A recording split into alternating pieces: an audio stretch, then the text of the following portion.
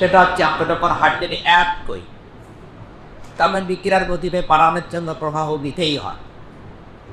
এটাকে বলা হয় হাইড্রোজেনেশন, মানে হাইড্রোজেনের সংক্ষেপ করা পানি হবে, সেই পানি অণুটাকে আমি টেনে বার করে ফেলে দেবো। ফলে পানির টেনে বার করে ফেলে দেওয়ার ক্ষমতা যাদের আছে তাদেরকে বলা হয় দ্রুত উপাদান। মজা লাগে হচ্ছে রসায়নের বিভিন্ন কঠিন জিনিস আমাদের চারপাশিক বাস্তব জীবনে যে সকল সহজ উদাহরণ থাকে সেগুলো উদাহরণের মাধ্যমে বোঝায়। তার থেকে আজ পর্যন্ত আমি লাইফ রিলেটেড যতগুলো কনসেপ্ট শিখেছি, তার পাশাপাশি একাডেমিক্যালি তার যেই নিজের কুষ্টিয়ার স্টুডেন্টদের প্রতি তার যে উৎসর্গ, সেই উৎসর্গ জায়গাটা থেকে আমি তার প্রতি সম্পূর্ণভাবে অভিভূত। তিনি আমাদের সব কিছু বিষয়ে তিনি যত বেশি নলেজ রাখেন, সব কিছু বিষয়ে ডিটেলিংয়ে শিখাইছেন, যেটা আমাদের জন্য, আমাদের ভবিষ্যতের জন্য অনেক ভালো আমার মনে হয়। জনাব আতিয়ার রহমান একজন মানুষ, একটি প্রতিষ্ঠান। গত কয়েক দশক ধরে যিনি শিক্ষার শুদ্ধ আলো ছড়িয়ে দিচ্ছেন। কেমিস্ট্রির মতো একটি সাবজেক্টকে নান্দনিক উপস্থাপনের মাধ্যমে যিনি সকলের আগ্রহ ও ভালোবাসার বিষয়ে পরিণত করেছেন।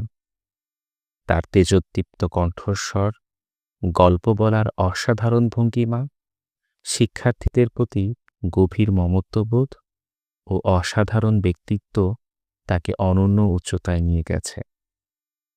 তার সবচেয়ে বড় শক্তি সততার প্রশ্নে অবিচল থাকা।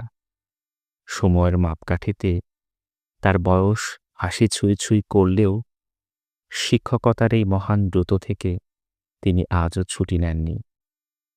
নিরলসভাবে শিক্ষার্থীদের মনে তিনি ভালো মানুষ হওয়ার বীজ বুনে যাচ্ছেন।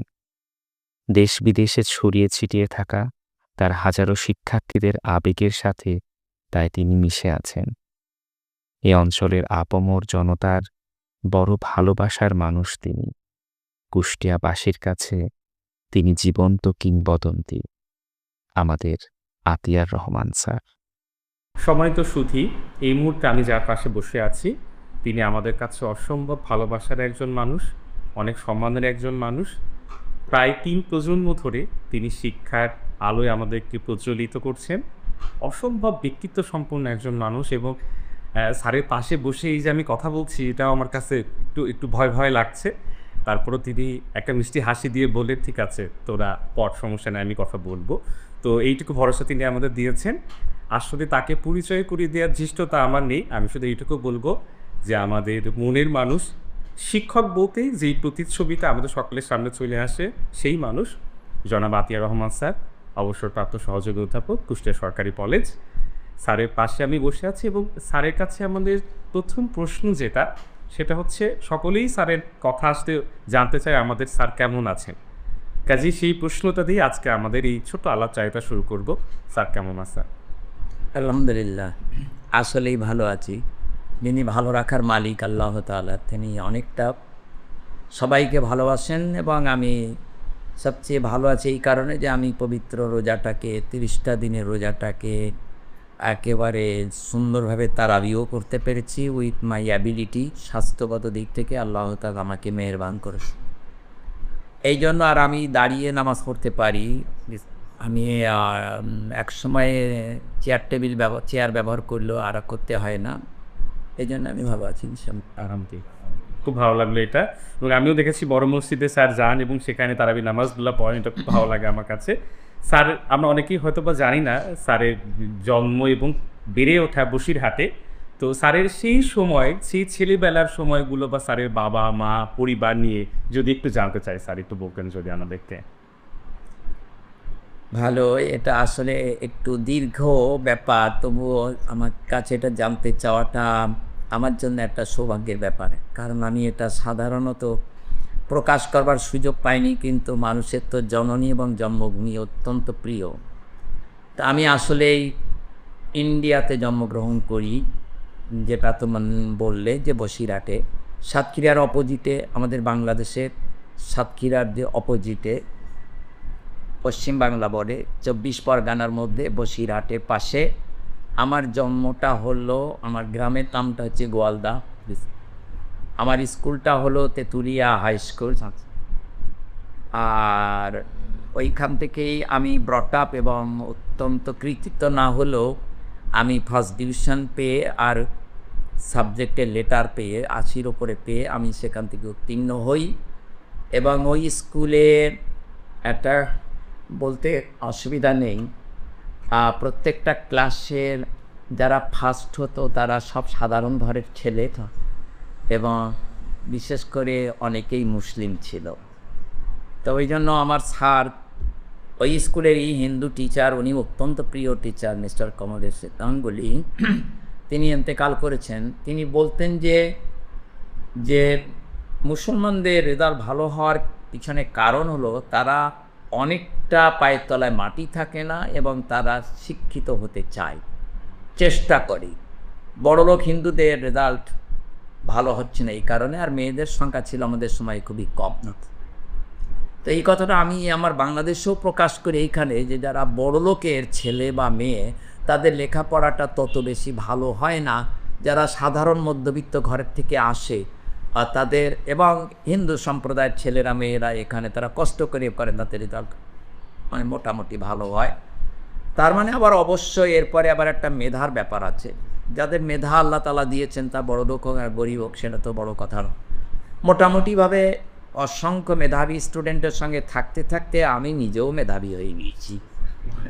স্যার আপনার বাবা মা বা ভাই বোন নিয়ে যদি একটু বলুন। বাবা মা হলো কৃষক ফ্যামিলির, আমি নিজেও কৃষক ফ্যামিলির, মধ্যবিত্ত ঘরের ছেলে। আমার আব্বা অত্যন্ত কষ্ট করে তার 5টা ছেলে 1টা মেয়েকে তিনি লেখাপড়া শিখিয়েছিলেন একটা বিশেষ কারণে।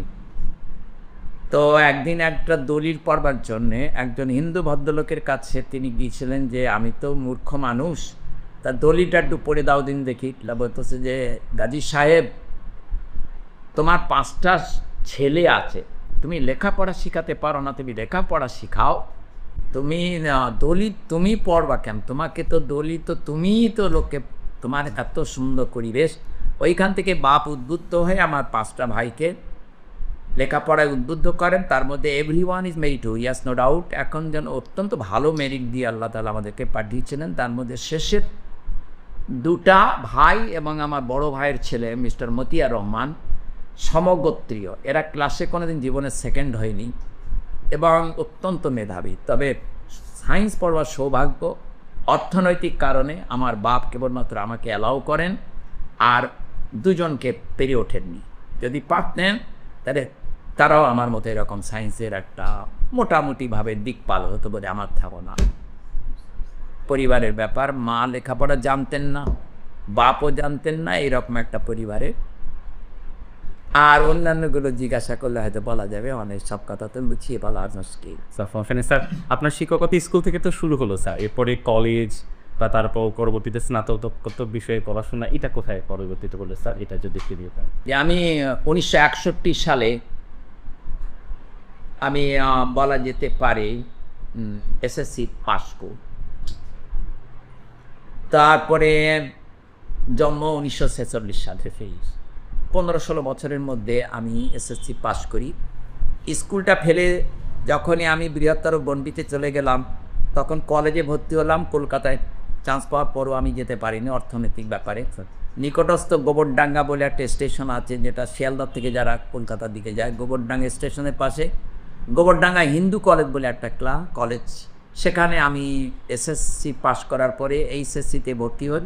তারপরে ওইখানে ফিজিক্সের অনার্স নিয়ে আমি ক্যালকাটা ইউনিভার্সিটির আন্ডারে ওইখান থেকে পড়া শুরু করি। তো ক্যালকাটা ইউনিভার্সিটি আন্ডারে ছিল, এবং ওখানে সব টিচারগুলো কলকাতার থেকে ট্রেনে আসতেন এবং যেতেন। তারা অত্যন্ত মেধাবী টিচার ছিলেন। আর ফিজিক্স পড়বার সময় ফিজিক্সের স্যার আমাকে স্পেশালি বলেছিলেন যে আমি ক্যালকাটা ইউনিভার্সিটিতে ফিজিক্সে ফার্স্ট ক্লাস ফার্স্ট, আমার বোনও ফার্স্ট ক্লাস ফার্স্ট, তোমরা যদি আমাদের নোট ফলো করো আর আমাদের ক্লাস ফলো করো, তোমাদের ফার্স্ট ক্লাস পেতে একটু দেরি হবে। সো ইন্সপিরেশন আমরা পেতাম সেখানে। তবে ওই কলেজে আর বেশি দিন টিকতে পারিনি, কারণ রাইটের কারণে আমি 64 সালে ফেব্রুয়ারি মাসে মাইগ্রেট করে বাংলাদেশে চলে আসি যশোরে। এই আমার ইন্ডিয়ার পড়া শেষ। মা কাঁদতে কাঁদতে ছাড়তে চায়নি, কিন্তু আমাকে আসতে হয়েছিলেন। এখানে এসে আমি পাস কোর্সে পড়ি, আমার অনার্স শেষ হয়ে গেল। তারপরে বিএসসি পাস কোর্স পড়লাম যশোর এমএম কলেজ থেকে। একটা বছর আমার ড্রপ যায় সেশনের সাবজেক্টের মানে সিলেবাস না মেলার কারণে। তারপরে আমি অর্থনৈতিক কারণে আমার আরেকটা বছর নষ্ট হয় বিএসসি পাশ করার পরে। বিএসসি পাশ করার পরে আমি অর্থনৈতিক জটিলতা কাটিয়ে ওঠার জন্য আমি যশোর সম্মিলনী হাই স্কুলে, যশোর সম্মিলনী হাই স্কুল যেটা হচ্ছে যশোরের অত্যন্ত নাম করা একটা স্কুল, সেখানে আমি টিচারই নিই। তখন আমার বেতন ছিল 205 টাকা। ওই 205 টাকা আমার জন্য আশীর্বাদ, ভীষণ উপকার দিয়েছিল। আমার ফ্রেন্ড ফারজেল হোসেন, আমার খুব বুঝম ফ্রেন্ড, তাকে জড়িয়ে ধরে বলেছিলাম যে ফারজেল হোসেন, আমরা না খেয়ে মরবো না, কারণ আমরা তো লেখাপড়া করেছি তো যশোরে, পরে বাড়িতে থেকে, লজিংয়ে থেকে। সেই লজিংয়ে আর স্টুডেন্টগুলো এখনও আমাকে স্মরণ করে খুব ভালোভাবে। তারা এখন খুব বড়লোক হয়ে গেছে, ভীষণ ডিসফিগার হয়ে গেছে যশোরে, নাম করা, তারা খুব ভদ্র। স্যার কর্মজীবন শুরু হলো শিক্ষকতা দিয়েই স্যার? শিক্ষকতা দিয়ে।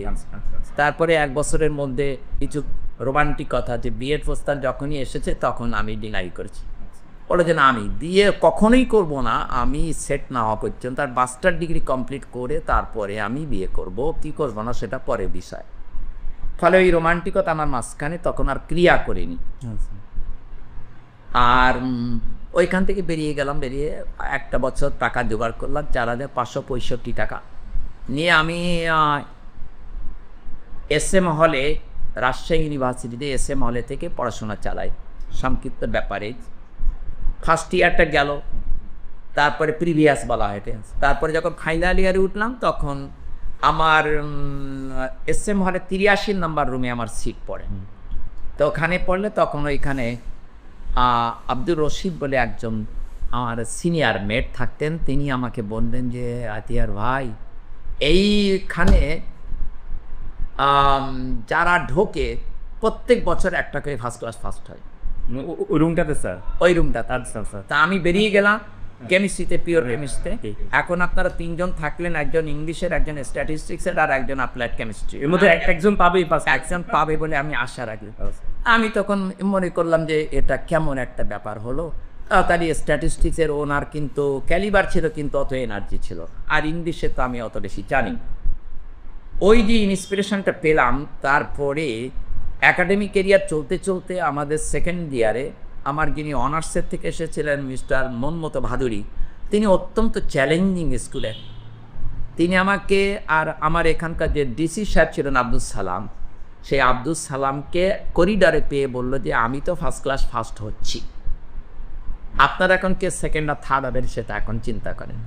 তখন ওই আব্দুল সালামের সংস্পর্শে থেকে আমরা দুজনেই বলেছিলাম লেট আস ফেস এ চ্যালেঞ্জ। এটা খুবই আমার কাছে খুবই উদ্দীপক ব্যাপার, it is a very good factor.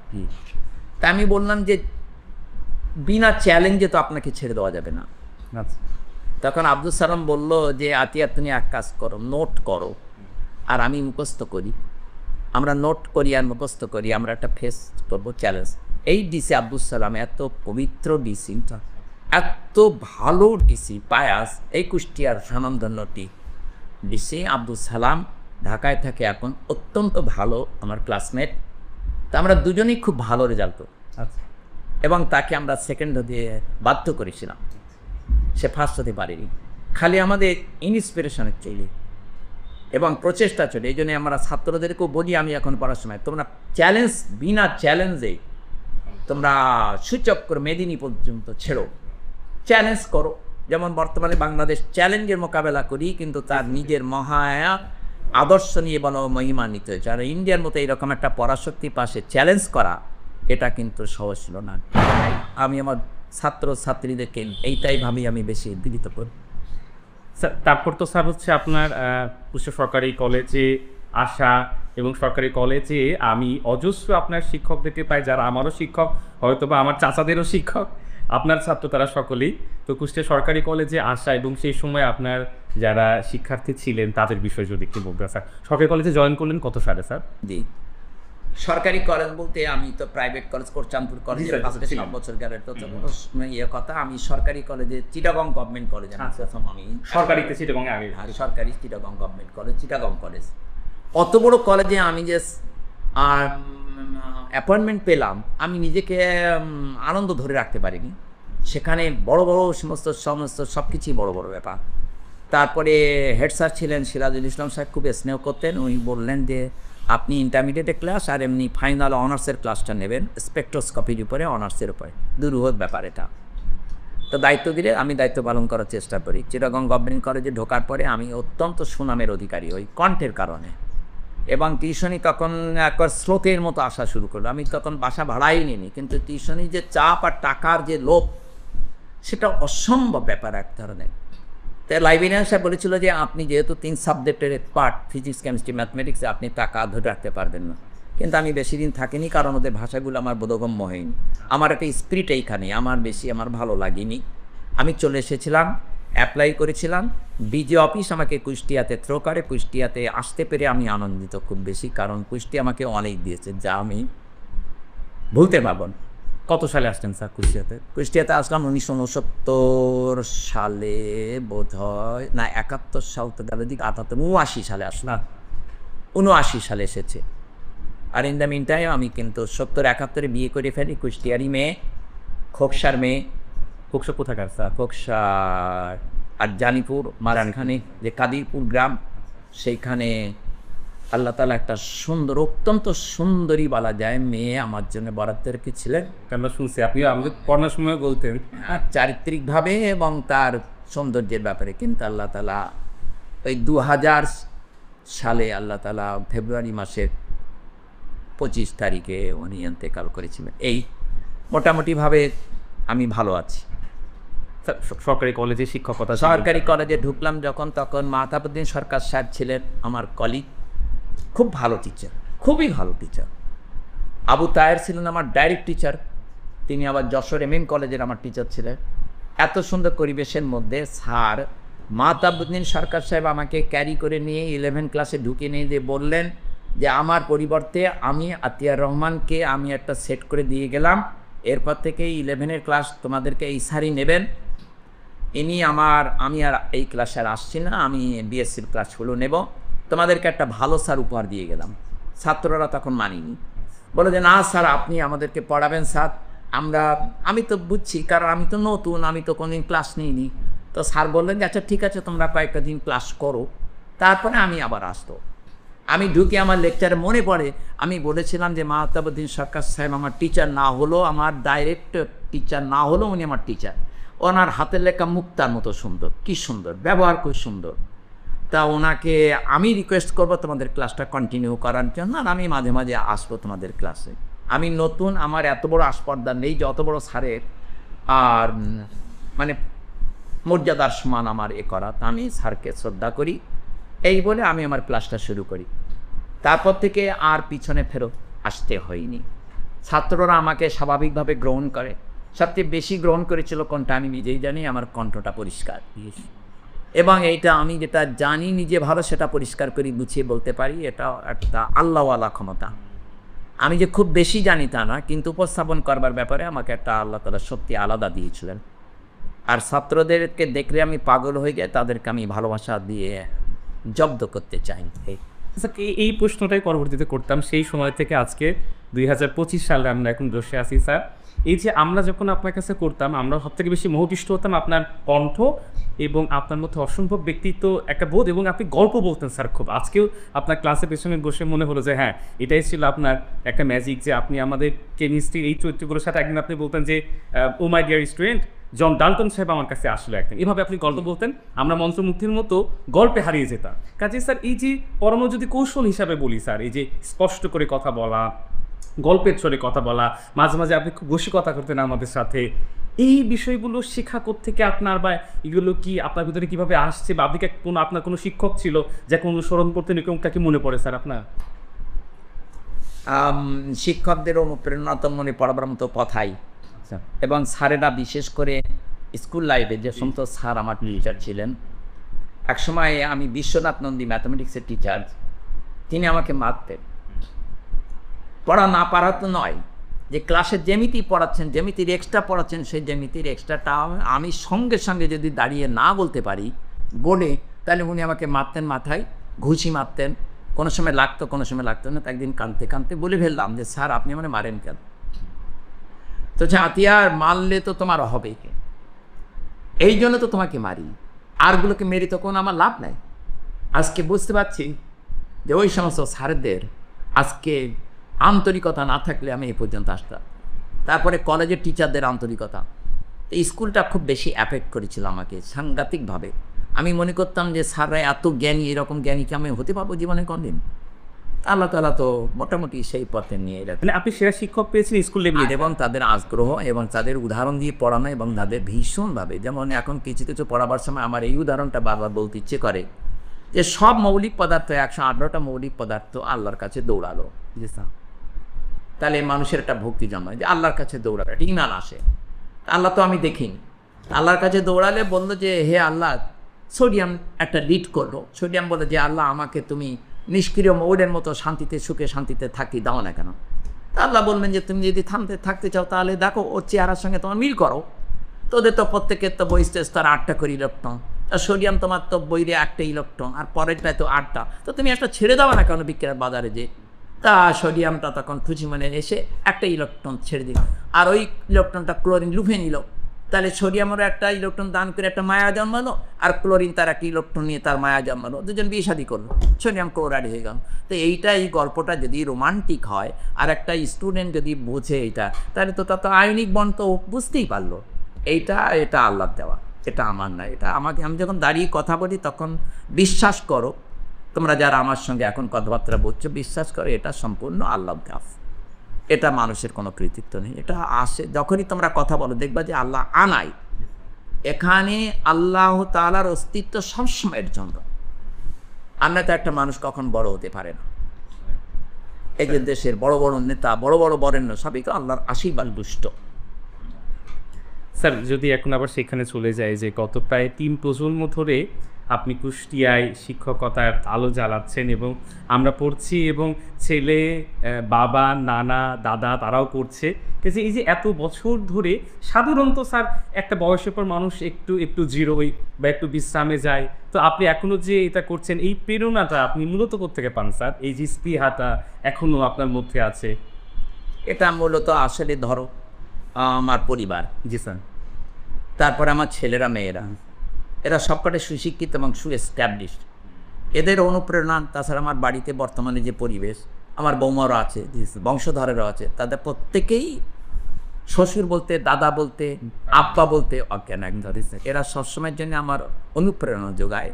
2 নম্বর কথাটা হচ্ছে যে স্ট্রিক্ট প্রিন্সিপাল থাকার জন্য বোধহয় ছোটোবেলার থেকেই বোধহয় আমার পরিবারগত ব্যাপারে আমরা খুব স্ট্রিক্ট, নীতির ব্যাপারে মার খেয়ে মরে যাব কিন্তু নীতিটা আমরা কখনো বিসর্জন দিইনি।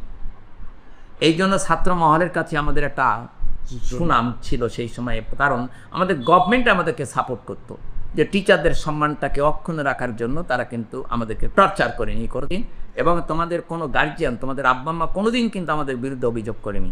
তখন কুষ্টিয়া গভর্নমেন্ট কলেজের একটা সেট ছিল, অনবদ্য সেট আমাদের সিনিয়রের, ওরা চলে গেলেন। তারপরে আমরা যে আদর্শটা পেলাম আমরা সেটাকে এস্টাবলিশ করলাম। বর্তমানে আমার স্টুডেন্টরা কিন্তু এখন ওই কলেজেরই টিচার, কিন্তু তারা ওই পরিবেশ পায় না বলেই কিন্তু আজকে তারা পেরে উঠতেছে না, কিন্তু তাদের আন্তরিকতা আছে প্রচুর, আমি এটা জানি সাংঘাতিকভাবে। তো এখানে সরকার যদি সহায়তা করে আমাদের দেশে, যদি নিরপেক্ষভাবে টিচারদেরকে সম্মান অক্ষুণ্ণ রাখে, তাহলে শিক্ষা পরিবেশটা সারা দেশব্যাপী ভালো হয়ে যাবে। এর জন্য আমি পলিটিক্সের কোনো কথা বলি না, একটা কথা বলি, সেইটা ঘটনাটা কেমন করে আমাদেরকে পড়াতে হতো।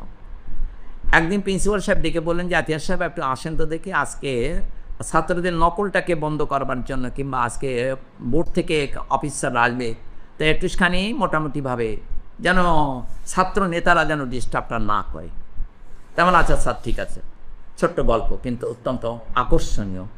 তারপরে আমি ডিউটি করতে করতে তখন যখন ওই বড় বিল্ডিং থেকে নেমে 3-4টে পুলিশ দাঁড়িয়েছিল, বলে যে আপনারা ওই যে ছাত্র নেতারা আসছে, ওই যে কলেজের পুকুরের পাশ থেকে, প্রিন্সিপালের কোয়ার্টারের ওই পাশ থেকে ওদেরকে একটুখানি থামিয়ে দিয়ে আসেন। বলে আমরা পারবো না, কারণ ওরা মারতে আসে। আপনি যান। তাহলে আমি পাতলা, রোগা পাতলা মানুষ, আমি কেমন করে যাব? তাহলে না, আপনাদের কিছু টিচার আছে, আপনাদেরকে দেখলে ওরা খুবই সম্মান করে, ভয় করে। তেমন তাহলে রাইফেল নিয়ে ঘাড়ে করে দাঁড়িয়ে আছেন কেন? তো বলে এই রাইফেলের কোনো দাম নেই। তেমন আছে, ঠিক আছে, তাহলে আপনারা থাকেন, আমি যাচ্ছি। তখন আমার সঙ্গে আর ডান পাশে বাম পাশে কেউ ছিল না। তা আমি অদম্য সাহস নিয়ে, পাতলা মানুষ, সাহস নিয়ে আমি এগোলাম। আগাবার পরে আমি তোমাকে কি বলবো বা তোমাদেরকে কি বলবো, ওরা ওই বিএনপির স্টুডেন্ট এবং আওয়ামী লীগের স্টুডেন্ট দুটো দলই বলে এক হয়ে গেছে, কারণ তারা নকল সাপ্লাই দিক আর না দিক, মানে একটু একটু নিজেদেরকে শো করাবে তোমার ওই মানে পরীক্ষার হলের মধ্যে, তারা যে দুষ্কৃতিকারী তা বলছি না, তো ওদের একটু বুঝালে কিন্তু ওরা বোঝে। তা আমি গেলাম, ওরা পিছায়, আমি গেলাম, ওরা পিছায়, আমি গেলাম, ওরা পিছায়, পিছাতে পিছাতে ওরা গেল বল ফিল্ডের ওখানে, আমিও গেলাম বল ফিল্ডে। আমি বললাম যে আমি তোমাদেরকে বকতে আসিনি, আমি একটু কথা বলে চলে যাব। যে ওদেরকে যে ভাষাটা ব্যবহার করলাম, এই ব্যবহারটা আমার কাছে চিরদিন মনে থাকে। তা বললাম যে তোমরা ছাত্রলীগ করো কারা কারা? তাহলে স্যার আমরা। তা বিএনপি করো, ছাত্রদল, স্যার আমরা। অন্যান্য পার্টি বললাম সব এক জায়গায় বসে। আমি 2 মিনিট কথা বলে চলে যাচ্ছি। এমন সময় ওই সময়ে ভাদা বিক্রি কর্নেওয়ালা ছিল, ভাদাওয়ালাকে ডেকে বললাম যে এগুলো খাওয়া শুরু করো। আর একটা ছেলেকে ডেকে বললাম যে তোরা হয় মিষ্টি আমাকে খাওয়া, না হয়তো তোরা খা। বলে পকেট থেকে আমার মনে পড়ে যে বেশ কিছু টাকা দিয়ে বললাম যে মিষ্টি কিনে আগে। আমার তো উদ্দেশ্যটা হচ্ছে পরীক্ষার হলে ওরা যেন না যায়। ওদের নিয়ে বসে পড়লাম, বসে পড়ে গল্প করতে করতে করতে বললাম যে দেখো প্রিন্সিপাল সাহেব একটা দায়িত্ব দিয়েছেন, আমার সম্মানজনক দায়িত্ব, যে ছাত্র নেতাদের সঙ্গে আপনি কথাবার্তা বলে আমাদেরকে এইরকমভাবে আজকে টিম আসবে যেন আমরা আজকে বিশেষ বেয়াদবি না করি। আর তোমরা তো বেয়াদবি করবোই না, আমি তো তোমাদেরকে চিনি, তোমরা বেয়াদবি করো না, তোমরা আজকে খামাখা যেয়ে আর নিয়ে যদি ঘুরতে হয় ওই শেষের দিকে আমি তোমাদেরকে লিড করে নিয়ে ঘুরিয়ে নিয়ে আসবো। স্যার আপনি কথা দিলে তো আমরা ঠান্ডা, এমন ঠান্ডা তো অবশ্যই। এইবারে খেতে খেতে খেতে খেতে 3 ঘন্টা জায়গায় 2.5 ঘন্টা চলে গিয়ে সময়, ওদের খেয়ালই নেই। তা আমি বলতেছি যে তোমরা তো কথা দিয়েছিলাম তোমরা যাও, স্যার এখন দেখিস হবে। প্রিন্সিপাল এটা কিন্তু দোতলা থেকে মার্ক করলেন যে এটা ম্যাগনেটিক্যালি কেমন করে হচ্ছে, একজন মানুষ মাত্র, না তার আশেপাশে কেউ নাই স্যার, আপনি একা? না একা মানুষ। আমার মনে পড়ে যে আমি যদি গুড ব্যবহার করি, ও ছাত্র লীগ লাগে না, ছাত্র দল লাগে না, ছাত্র ইউনিয়ন লাগে না, শিবির লাগে না। সেই সময় ছিল সব স্যারেদেরই কিছুটা আন্তরিকতা ছিল এবং ছাত্ররা আমাদেরকে খুব শ্রদ্ধা করতো। এখন নেই, আল্লাহ আমাকে বাঁচিয়েছে, আমরা তো এখন হয়তো হলে কি জানি মার খেতাম কিনা তা আল্লাহ জানে। আমার প্রেস্টিজটা আল্লাহ তাআলা এক সম্মানজনকভাবে রেখেছে। এমনকি কেসি কলেজ ঝিনেতার থেকেও আমি বেরিয়ে এসেছি, ওখানে মারতে পর্যন্ত ছুটি গেছে, ক্লাস থেকে বার করে দিয়েছিলাম নেতাদেরকে। তাহলে মারবিতে মার, ফেলে দিস দে, কিন্তু তোরা আমাকে মেরেও কোনো শান্তি পাবে না। তোদের আমি ক্লাসে ঢোকার পরে তোদের তো নেতৃত্ব আর চলে না। তারপরে এক ছেলে দৌড়ে এসে বললো যে ও স্যারকে মেরিয়ে পুঁতিয়ে ফেললু, কিচ্ছু হবে না, ও যশোরের না, ও MM কলেজের না, কারোরই না, ও কুষ্টিয়া গভর্নমেন্ট কলেজ থেকে এসছে। ফলে ওখানে যেয়ে পাকামারি কোনো দাম নেই, স্যার আর কানতে চলবেনি। শিক্ষকের প্রতিচ্ছবি বললে আপনার অবয়টাই আসে আমাদের কাছে। আপনার মতে একজন শিক্ষকের কী কী গুণাবলী থাকা উচিত বা জরুরি বলে আপনি মনে করেন, যার জন্য মানে আপনি যেহেতু এই জায়গা অবধি আসতে পেরেছেন এবং আপনার আশেপাশে সেই মানের আমরা খুব কম মানুষই পাই, আপনার মতে কী কী থাকা উচিত স্যার গুণাবলী শিক্ষকের গুণাবলী? আমার মনের যেটা কথা সেটা আমি বলি যে প্রথমে তাকে সম্পূর্ণ নিরপেক্ষ হতে হবে। আচ্ছা, হিন্দু মুসলমান ইহুদি খ্রিস্টান বলে কোনো কথা নাই, কালো ধলো বলে কোনো কথা নাই, ছেলে মেয়ে বলে কথা নাই, যে আমার স্টুডেন্ট, ভালো হোক খারাপ হোক যাই হোক আমার স্টুডেন্ট। এবং সবচেয়ে যারা কমা স্টুডেন্ট তাদেরকে বেশি ভালোবাসতে হবে, কারণ তারা কিন্তু হসপিটালে তারাই কিন্তু আমার সঙ্গে থাকে, তারা কিন্তু ছেড়ে আসে না। এই মনোভাবটা নিয়ে যখনই আমরা সর্বতভাবে আমরা ব্যবহার করব। আর একটা হচ্ছে যে সাবজেক্টের উপরে আমি লেকচার ডেলিভারি করব, সেই সাবজেক্টের উপরে আমার একটা দোস্তের মতো জ্ঞান থাকা দরকার, এবং সেই জ্ঞানটা অর্জনের জন্য আগের দিন অথবা তার আগে একটু পড়া দরকার আছে, যাতে করে আমার উপস্থাপনটা ভালো হয়। এই হলো টিচারের। এবং সুন্দরভাবে 45 মিনিটের ক্লাসটা, 45 মিনিটের একটা মিনিটও যেন অপচয় না হয়। এবং এটা একটা রঙ্গমঞ্চ, এটা একটা অভিনয় মঞ্চ, যে যত সুন্দর অভিনয় করতে পারবে এবং ছাত্রদের সঙ্গে কথা কনভে করতে পারবে, প্রশ্ন করবে, আন্তরিকতার সঙ্গে তার জিজ্ঞাসা করবে, এবং তাকে ক্লাসে কখনোই অপমান করা যাবে না। কারণ ছেলেমেয়ের মাঝখানে তাকে অপমান করাটা শোভনীয় মোটেই নয়, এবং বাজে কথা বলা উচিত না, কারণ আমার স্টুডেন্ট, তারা আমার স্টুডেন্ট। ফলে আমি যদি এই অ্যাম্বিশন নিয়ে আমি কাজ করি, আর ছাত্রদেরকে যদি আমি কখনোই আমি আঘাতজনক কথা না বলি, এবং তাদেরকে অলওয়েজ প্রাইভেটলি ডেকে নিয়ে এসে যদি আমি তাকে কভার দিয়ে দিই, আর প্রাইভেটে পড়াতে পড়াতে তার টাকাগুলো যদি মাফ করে দিই, গরিব মানুষ, এবং তাকে যদি এক্সট্রা ক্লাস নিয়ে আপগ্রেড করিয়ে দিই, তাহলে আমার মনে হয় চারিদিক থেকেই এটা একটা উন্নতির সমান মাত্র। এটা লোক দেখানো কাজ নয়, এটা অন্তরের ব্যাপার। ওকে ফ্যামিলি মেম্বার মনে করতে হবে, ছাত্র হোক আর ছাত্রী হোক। এবং ছাত্রীদেরকে বেশি একটা এমফাসিস দিতে হবে, কারণ তারা হচ্ছে সবচেয়ে ভালোবাসার একটা নিদর্শন মাত্র, ওরাই বেশি স্যাক্রিফাইস করে। আর ছেলে মেয়ে মিশুক, একসঙ্গে মিশুক, কিন্তু 150 ডিগ্রি লিমিটেশন। অপমান করা যাবে না। ভালো মুখে যদি না পারি তাহলে তখন আমি অন্যান্য স্যারদেরকে হেল্প নেব, কিন্তু তাদেরকে বিট করা, তাদের প্রতি অশোভনীয় ব্যবহার, যদি অসম্মানীয় ব্যবহার একবার হয়েও যায় তা তাদেরকে ডেকে কিন্তু মাপ চেয়ে নেওয়াটা বা এমনি একটুখানি ভালো করে বুঝিয়ে দেওয়াটা উচিত, তারা যেন এটা চিরস্থায়ীভাবে একটা না মনে রাখে। স্যার, এখন আমরা যদি আসি যে সমকালীন শিক্ষা ব্যবস্থা নিয়ে বেশ আলোচনা হয়, সমালোচনা হয়। আপনি আপনার জীবদ্দশাতেই এই শিক্ষার নানা রকম পরিবর্তন দেখেছেন স্যার আমাদের বাংলাদেশের শিক্ষা ব্যবস্থায়। তো এই শিক্ষা ব্যবস্থা নিয়ে আপনার পর্যালোচনা বা আপনার মতামতটা কি থাকবে স্যার?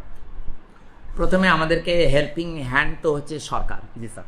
যারা সরকারে থাকবেন, শিক্ষা ব্যবস্থায় হোক আর প্রধানমন্ত্রী হোক আর যাই হোক না কেন, তাদের আন্তরিকতা থাকবে যে টিচারদেরকে আমাদেরকে তারা যেন ভালোবাসেন, আমাদেরকে যেন সুযোগ দেন লেখাপড়া শেখার জন্য। সেই জন্য উন্নত মানের টিচারগুলো অ্যাপয়েন্টমেন্ট দেওয়া উচিত, যাদের ক্যালিবারটা ভালো, কখনোই ঘুষ টুস খাওয়া দিয়ে এরকমভাবে তাদেরকে অন্য চাকরি দিক। কিন্তু শিক্ষাক্ষেত্রে যে টিচারগুলো আসবে সেই টিচারগুলো যেন তাদের ক্যালিবার ভালো হয় এবং তাদেরকে উপযুক্ত টেস্ট নিয়ে সিলেকশনটা দেওয়া হয়, মাইনে আদায়ের দিকে দেয়।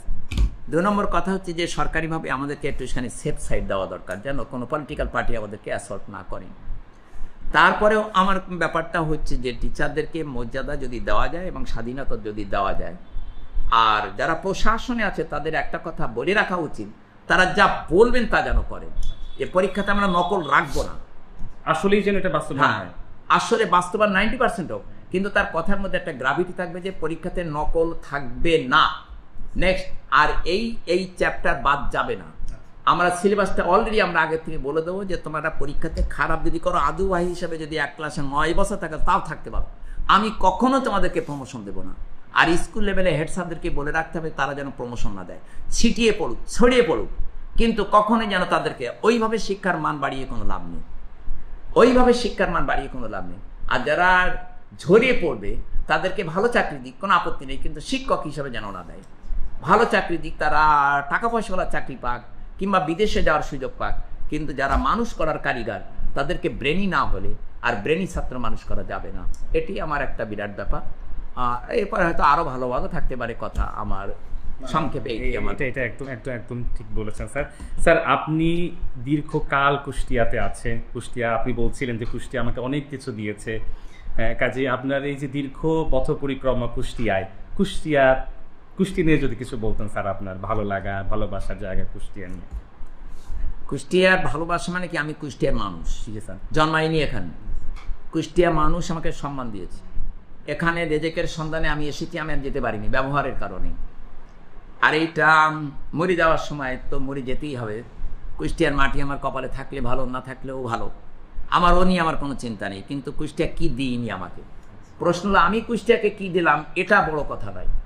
কুষ্টিয়া আমাকে কি দিন, মান সম্মান দিয়েছে, টাকা পয়সা দিয়েছে, ভদ্রতা দিয়েছে, আনন্দ দিয়েছে, আগ্রহ দিয়েছে। এমনকি মসজিদে নামাজ পড়তে যাওয়ার সময় পিছন দিক থেকে টেনে নিয়ে সামনে টেনে নিয়ে গেছে।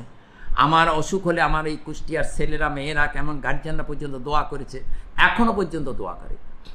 তা কুষ্টিয়া আমাকে দিয়েছে না আমি কুষ্টিয়াকে দিয়েছি বলো তো দেখি?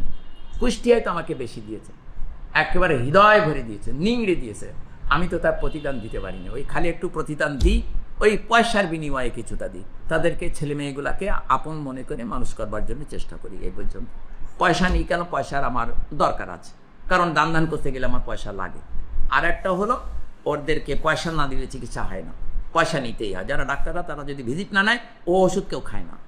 সেই জন্য আমি কুষ্টিয়ার ছেলে মেয়েদের সঙ্গে, ওরা ভালো করলে খুব ভালো হয়। বহু স্টুডেন্ট সারা ওয়ার্ল্ড ব্যাপী সম্প্রসারিত। অস্ট্রেলিয়া একসঙ্গে বেড়াতে গিয়েছিলাম, ওয়াল্লাহ সেটি কি জড়িয়ে ধরা, অস্ট্রেলিয়া এদিকে স্বামী জড়িয়ে ধরে সে আমার স্টুডেন্ট, তার বউ জড়িয়ে ধরে সে আমার স্টুডেন্ট, তার ছেলে বলে আমি জন্মাইছি পরে তাই কি হয়েছে, আমি আপনার স্টুডেন্ট, আমার একটু অ্যাটমিক স্ট্রাকচার একটু বুঝিয়ে দেন।